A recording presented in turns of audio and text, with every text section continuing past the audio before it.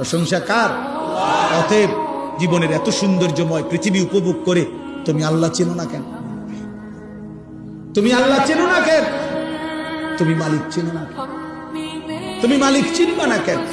অতএব এই প্রথম কথাই, আমাদের সমস্ত প্রশংসার হকদার কে? আল্লাহ। আল্লাহ। 2 নাম্বার, আল্লাহ বলে এই গোটা জগৎ আমি বান্দা লালন পালন করি, তোমার জন্য সবকিছুর ইন্তজাম করছি। এটা আমি অপারগ হয়ে না, আমার উপরে কেউ চাপাইয়া দেয় নাই।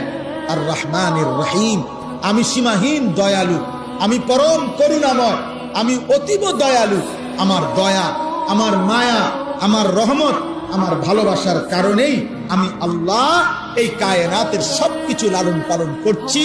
সেকেন্ড সেকেন্ড, পলক পলক, মুহূর্ত মুহূর্ত তোমার রিজিক, তোমার ব্যবস্থাপনা, কায়নাতের সবকিছু তোমার কাছে পৌঁছাচ্ছে।